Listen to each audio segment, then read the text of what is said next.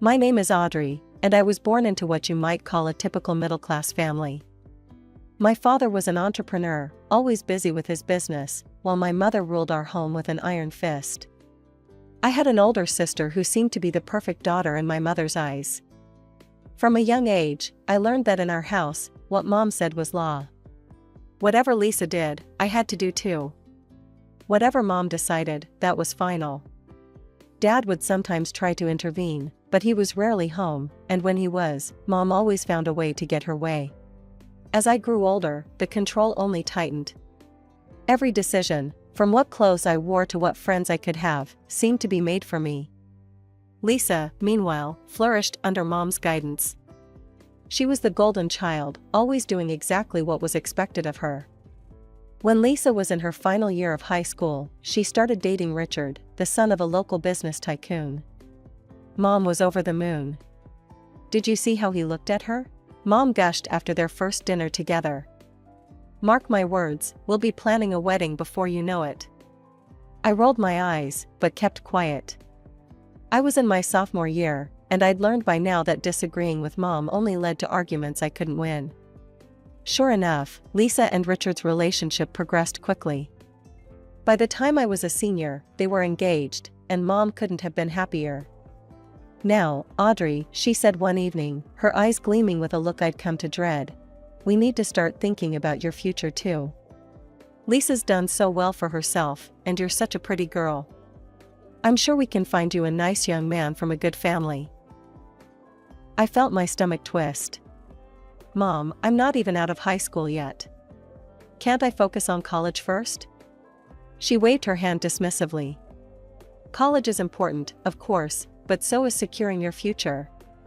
You know, Richard has a cousin who's just a few years older than you. He helps run the family business. I think you two would hit it off splendidly. And just like that, my fate was being decided for me. Again. I looked to Dad for help, but he just gave me a weak smile and retreated to his study. I was on my own, as usual.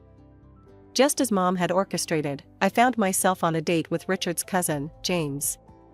He was handsome, I'll give him that, but from the moment we met, something felt off. So, Audrey, James said, leaning back in his chair at the upscale restaurant he'd chosen, I hear you're headed to college soon. Any thoughts on what you'll study? I opened my mouth to answer, but he cut me off. Business, right? It's the smart choice. You'll need to understand how things work when you're part of our family. I blinked, taken aback. Actually, I was thinking about. Trust me, he interrupted again. Business is the way to go. I'll talk to the admissions office at my alma mater. They owe me a favor. And that's how it went. James talked, I listened, and any attempt I made to voice my own opinions was swiftly overridden. By the end of the night, I felt suffocated. Despite my reservations, Mom and Lisa were ecstatic. He's perfect for you, Lisa squealed when I got home. Did you see his watch? That alone probably cost more than Dad makes in a month. I forced a smile, not wanting to burst their bubble. But as the weeks went by and James and I continued to date, I felt increasingly uncomfortable. He was always telling me what to do, what to wear, how to act. It was like having another mother, only worse.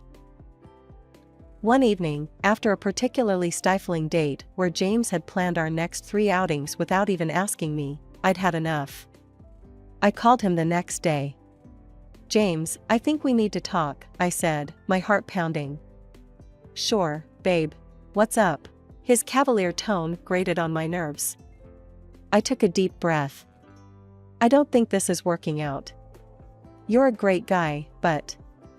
Whoa, hold on, he cut in. Is this because I ordered for you last night? I told you, I know what's best. You'll learn to appreciate it. No, James. It's not just that. I don't think we're compatible. I want to break up. There was a long pause. When he spoke again, his voice was cold. You're making a mistake, Audrey. You won't find better than me. Think about your family, about your future. Don't be stupid. I hung up, my hands shaking. I'd done it. I'd broken free. But my relief was short-lived. The moment Mom found out, all hell broke loose. "What were you thinking?" she screeched. "James is perfect for you. Do you want to end up alone? Do you want to shame this family like that?"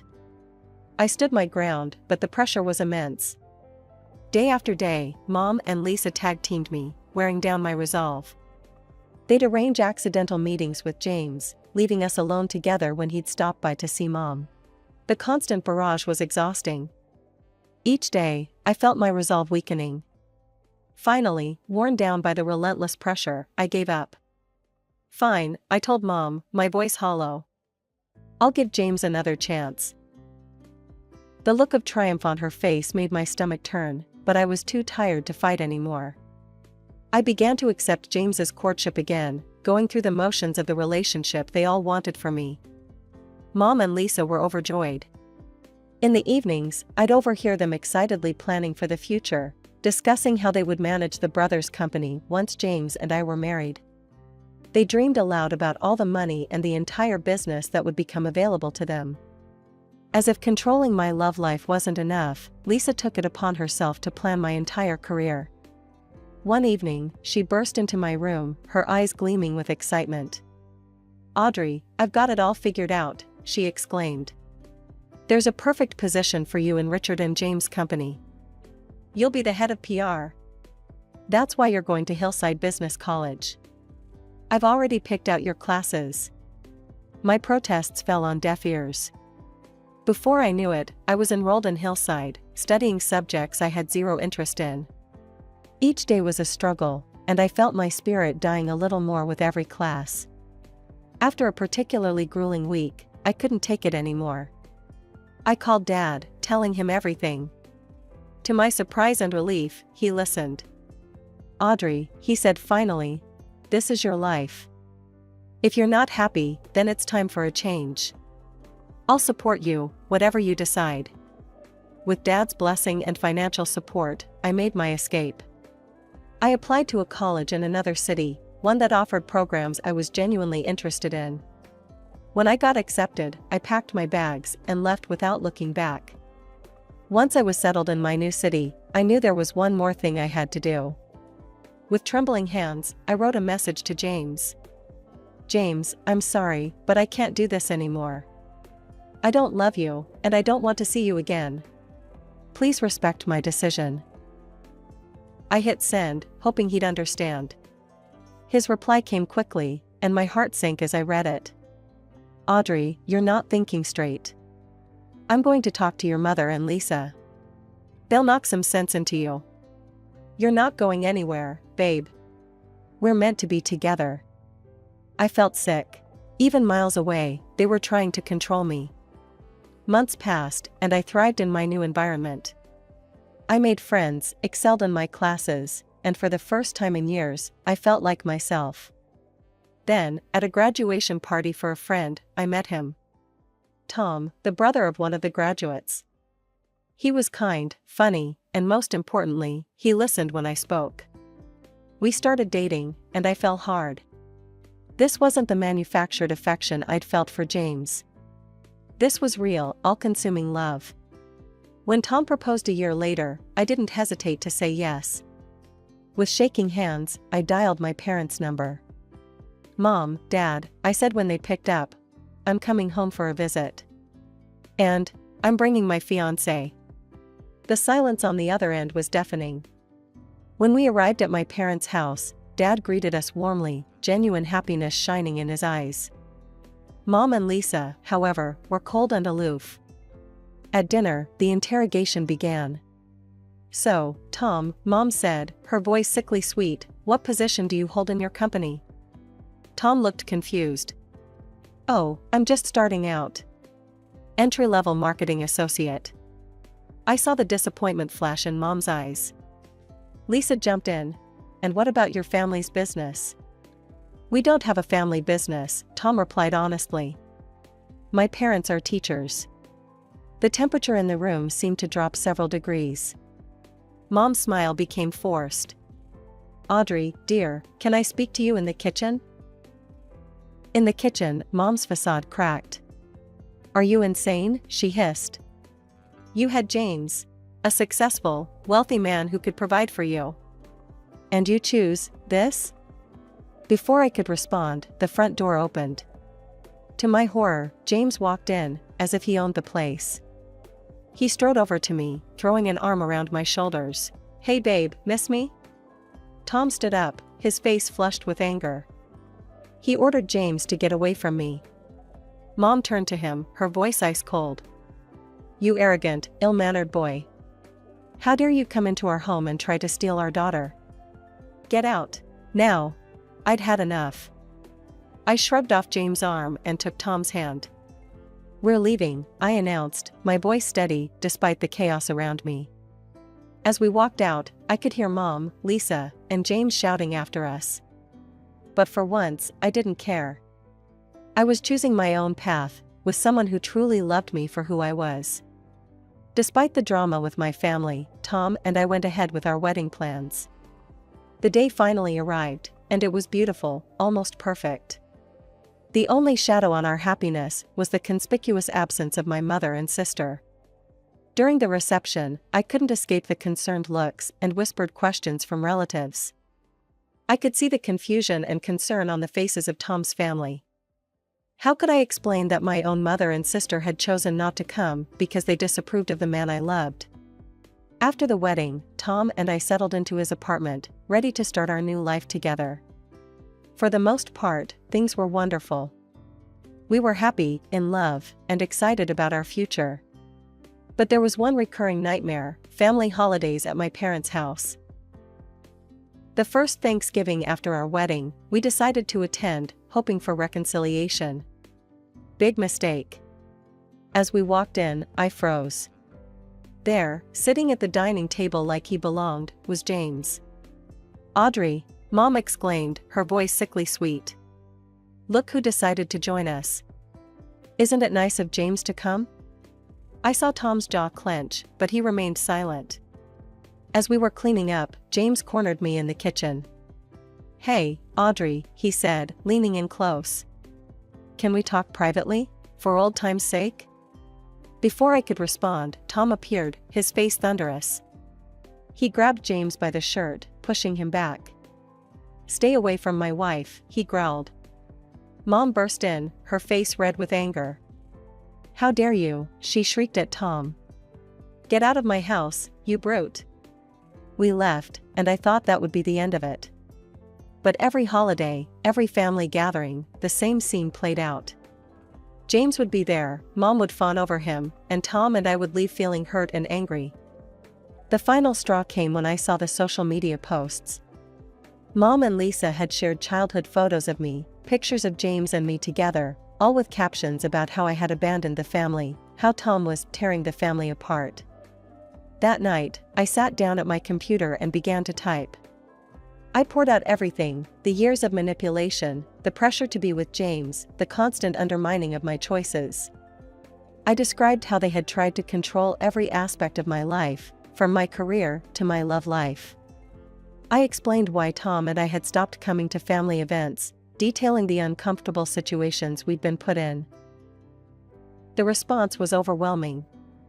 Comments flooded in from relatives and friends, many expressing shock at what I'd been through and offering support. The tide of family opinion had turned. Where once there had been judgment, now there was understanding. Where there had been sympathy for Mom and Lisa, now there was criticism of their controlling behavior. After my big post online, I stopped talking to my mom and sister. I did talk to my dad, though, and he was really supportive. This made my mom really angry. She yelled at Dad, trying to get him to make me divorce Tom and marry James instead. Dad had always done what Mom wanted, but this time was different. He'd had enough. He shouted back at her and even gave her divorce papers. They split up, and Dad let Mom keep the house so he wouldn't have to pay her money every month. He moved out with just one suitcase. He had some savings, so he rented a place near me and Tom. Mom and Lisa, predictably, didn't take this well. Their social media accounts exploded with posts accusing me of turning Dad against Mom, of destroying our family. The psychological pressure was relentless. Unable to bear it any longer, I blocked their accounts and made my own profiles private. As I clicked the confirm button, I felt a wave of nausea wash over me. At first, I thought it was just stress, but as the feeling persisted, a different possibility crossed my mind. A quick trip to the pharmacy and an anxious wait later, my suspicion was confirmed: I was pregnant. Joy and fear warred within me. Would this news finally make Mom and Lisa back off? My hope was short-lived. Somehow, Mom found out about my pregnancy, probably through one of the relatives I hadn't blocked.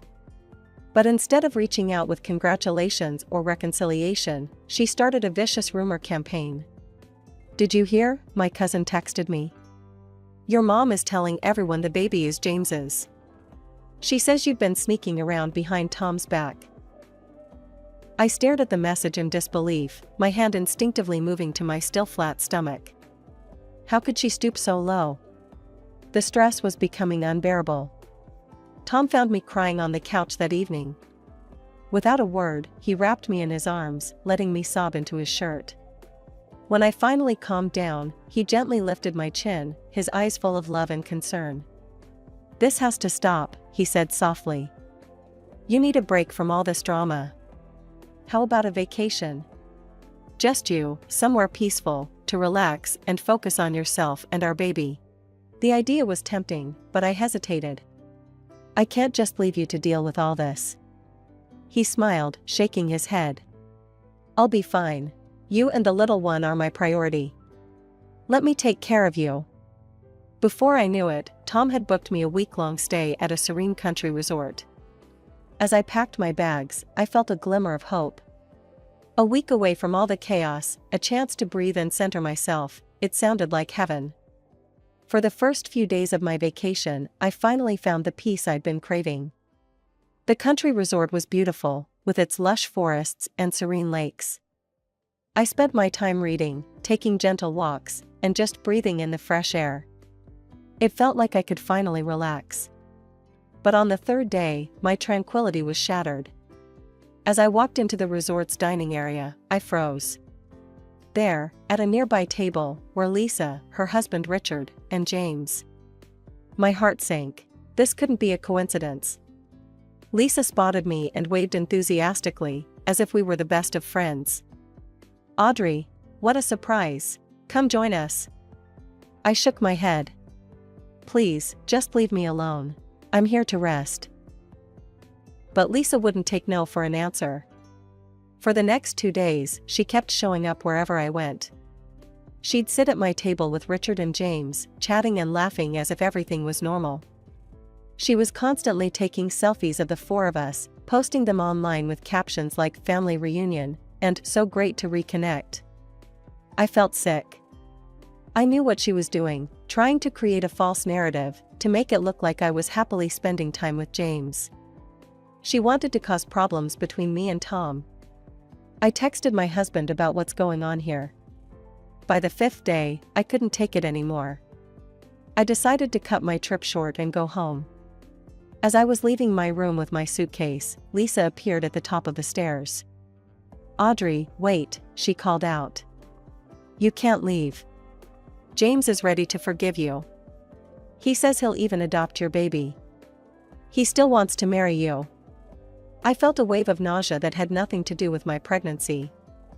"I'm not feeling well, Lisa. Please, just leave me alone."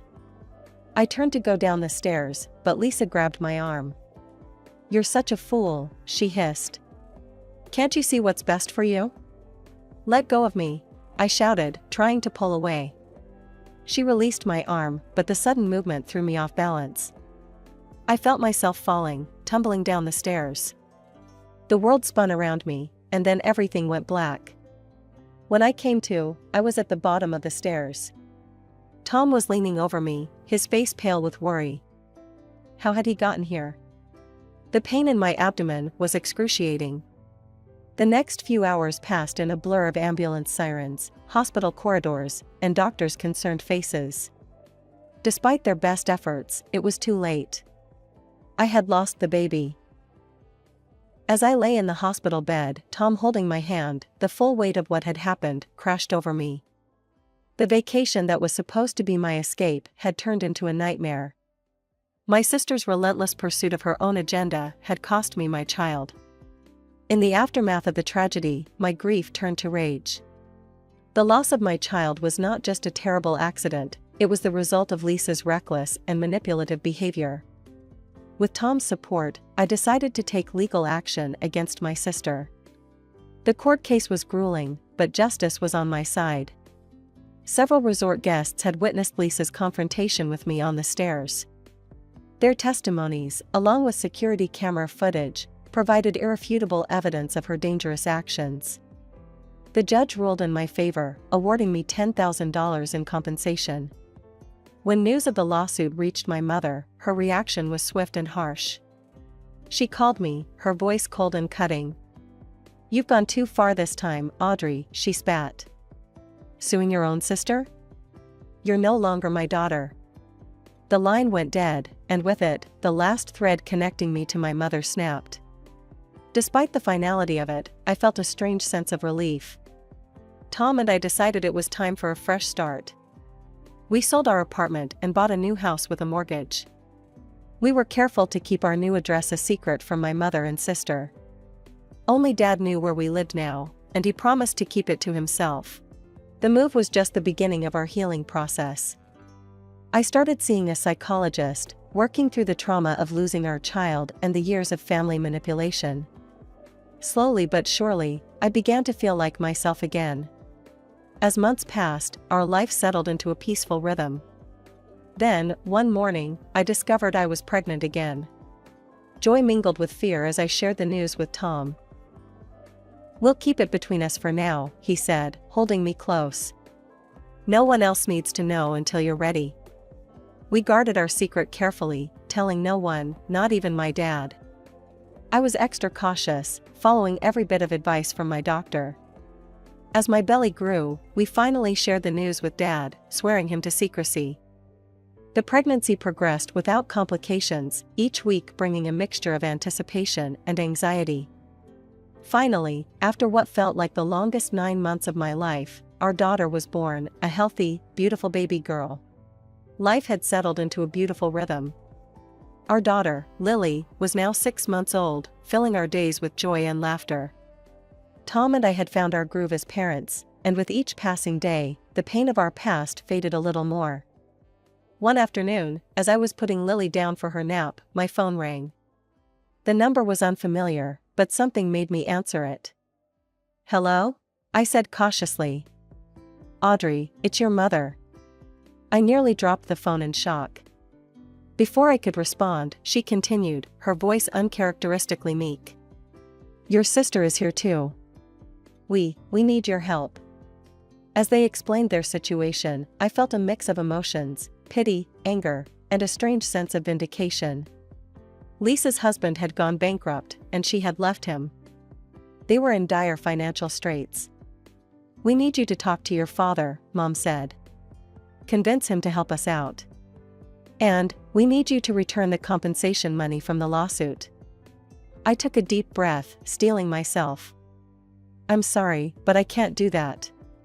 Dad makes his own decisions, and that money was awarded by the court. Please don't contact me again." Just then, Lily started crying in the next room. Mom's voice sharpened. "Is that a baby? Audrey, do you have a child?" I closed my eyes, cursing the timing. "Yes, I have a daughter." "A granddaughter?" Mom's voice rose. "How dare you keep this from me?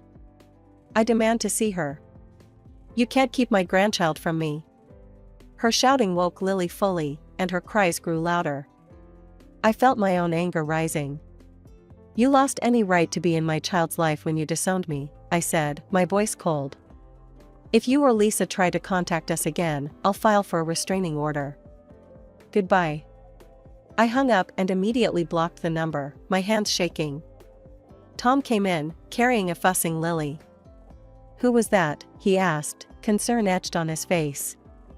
"My mother and sister," I said, taking Lily into my arms. "They're having money troubles and wanted help." I said no. Tom nodded, pulling us both into a hug. You did the right thing, he said softly. Later that week, I called Dad to warn him about Mom and Lisa's situation. He sighed heavily. I know, sweetheart. They tried to contact me too, he said. I've heard through the grapevine that they've been evicted from their home. They're living in a pretty rough area now. I felt a twinge of sadness, quickly replaced by resolve. They made their choices, Dad. We can't let them drag us back into their drama. You're right, he agreed. How's my little princess doing? As I updated him on Lily's latest milestones, I felt a wave of gratitude. Despite everything, I had this, a loving husband, a beautiful daughter, and a father who stood by me. We had built a life filled with love and respect, far from the manipulation and drama of my past.